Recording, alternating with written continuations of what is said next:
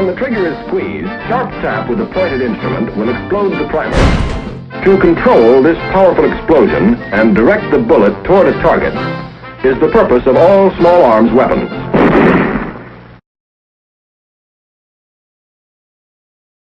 The Handmaid's Tale. This book is terrible.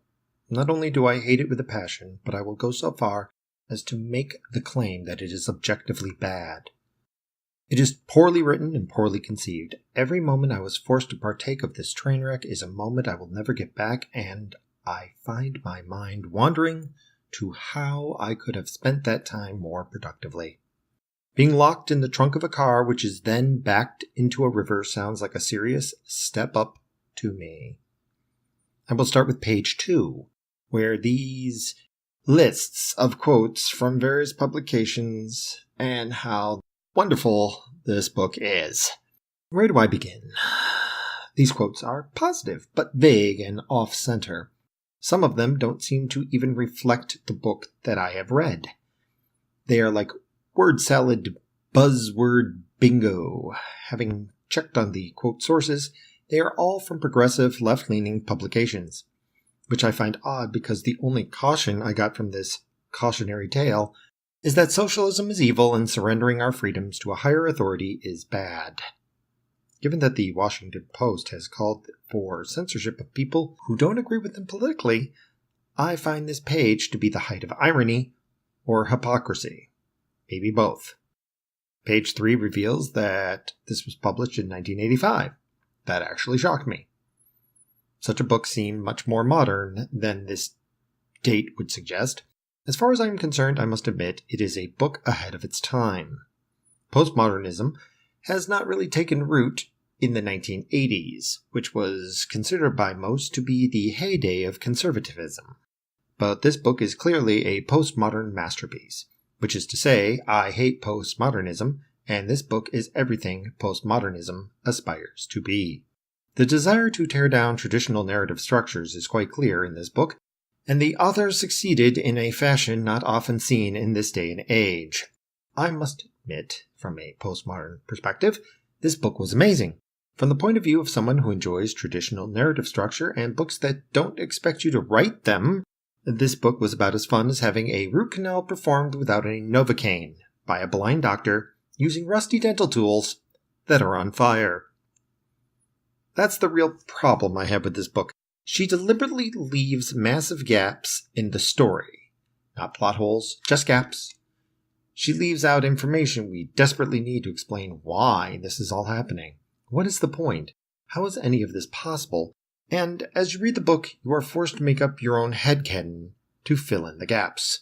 If I am writing the book for the author, the book sucks. But I digress. We move on to the first page of the book, a page of Bible quotes, an obscure quote from a satirical pamphlet. The Bible quote is from Genesis, and I do not think it was the author's intent, but with this quote from the Hebrew section of the Bible, and with the lack of information explaining the chain of events in any fashion I could swallow in a logical fashion, I am forced to conclude the author is blaming the Jews.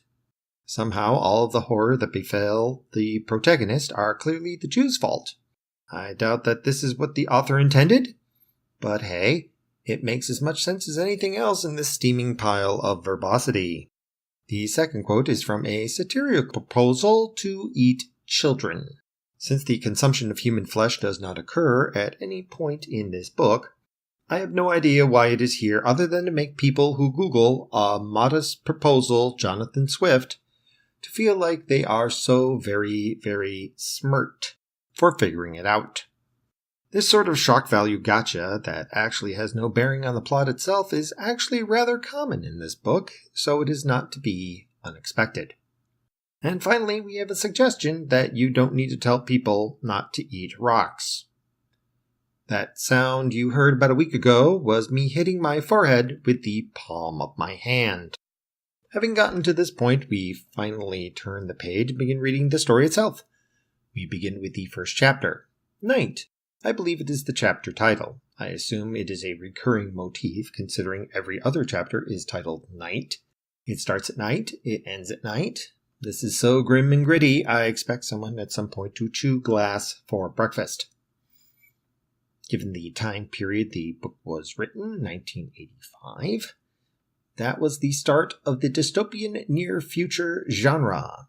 I must admit, in many ways it mimics the book Neuromancer, and does have that stream of consciousness feel to it, except that Neuromancer did the shifting from first-person surreal perception to third-person omniscient narrative much better.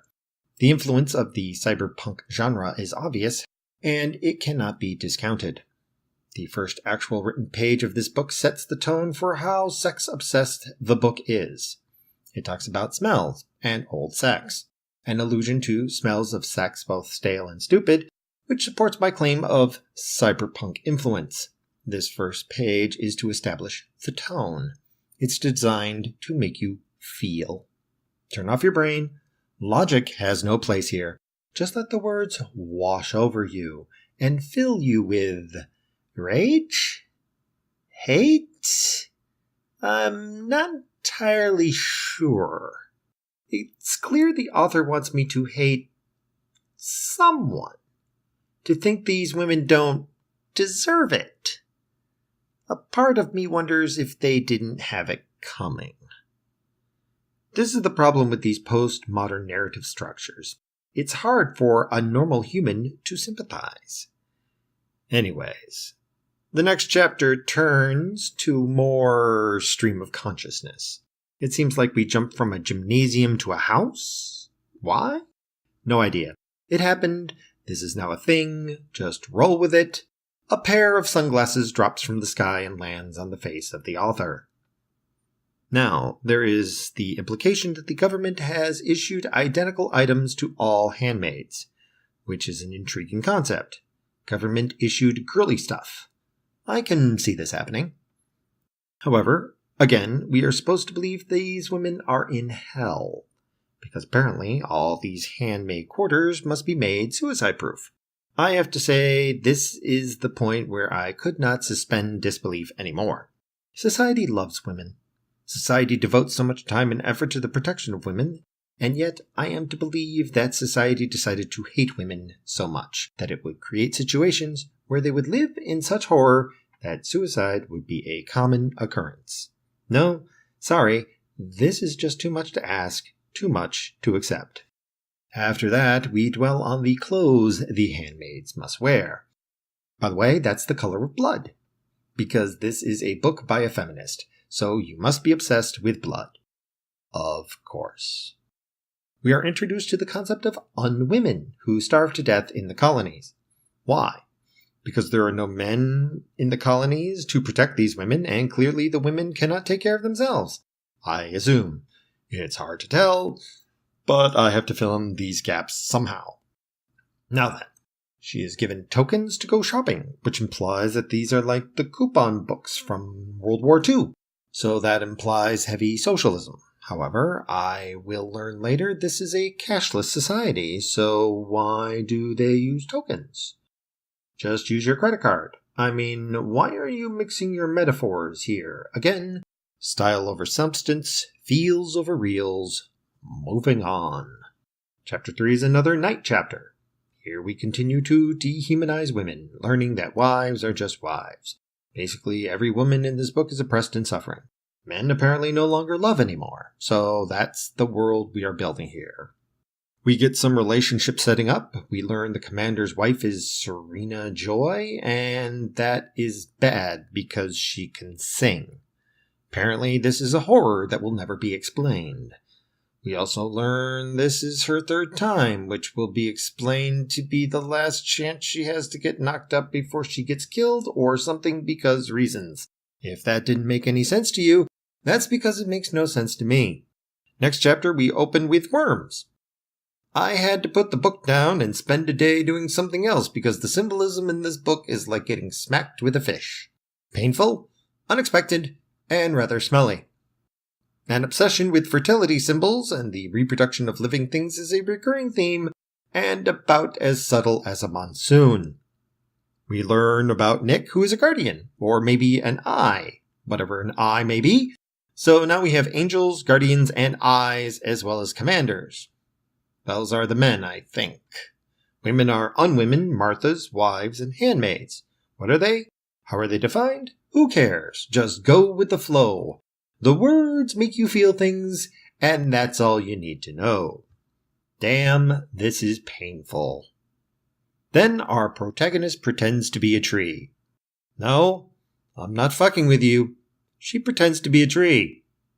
Why? I don't know. Just does.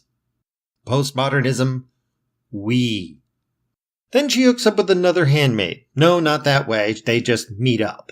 Then they walk along talking about the war, which we don't get a lot about, and how Baptists are evil, and that people talk to each other in a ritualistic fashion, not unlike a totalitarian state overrun with socialists. Everyone is a spy because that's the only way we can all be happy. If there ever was an advertisement for capitalism, this is it, folks. We learn that a woman fumbling with her robes got shot by a trigger-happy guardian. Why? Because. The real reason is to drive home that it sucks to be a woman in this world, and we should all feel great pity and terror about our protagonist. Except that she has the choice to go to the colonies and become an unwoman and live free, apparently. So if she chooses slavery, I really have no sympathy for her. We find out she is obsessed with sex, thinking of banging some random guard who, if she kissed, he would be shot on the spot. Which again, takes me out of the world as I ask myself, what sort of universe is this? How is this possible? She revels in the power she has over men as she sways her hips. I find myself increasingly disliking this woman. So, let us review. A good protagonist has a goal, like save the princess, or blow up the weapon. The protagonist then goes and does that, or fails to do that. This book is basically a non-protagonist. She is not the protagonist, she is just there. Consider my expectations fucking subverted. Next chapter, we get to the heart of Gilead, the country in which this woman lives. We find out there are no lawyers, which means there are no real laws, which again points to a socialist hellhole. Communists love engineers, capitalists love lawyers.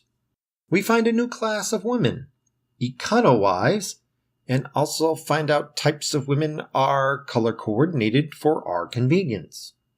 She then thinks about a number of things she was told. I will quote them here. Don't open your door to a stranger, even if he says he is the police. Make him slide his ID under the door. Don't stop on the road to help a motorist pretending to be in trouble. Keep the locks on and keep going. If anyone whistles, don't turn to look. Don't go into a laundromat by yourself at night. Which is the height of irony, because men are 900% more likely than women to be the victim of a crime. She talks about these rules as if they are some great burden, but the fact is, these rules are practical. No one should put themselves into a needlessly dangerous situation. This practically screams the mantra, teach criminals not to commit crimes. And the problem is, criminals know they aren't supposed to commit crimes. They just do it anyways. It's at this point I figure out what everybody is called. Of X, of Glenn, of Wayne. It's some sort of naming convention. This is so insulting to men. This whole book reduces men to props and mindless, sex-starved killers. It's nothing but offensive. The women are all weak and I'm supposed to care about them. This is a horrible world full of horrible people and I hate everyone I have read about so far. In the end, stuff happens and things. It really goes nowhere. We don't have any resolution. We don't have anything. There was no goal. The only one I could think of is that she was trying to get knocked up, and to be honest, it's not clear. So, I guess, as far as postmodern masterpieces go, this book was perfect.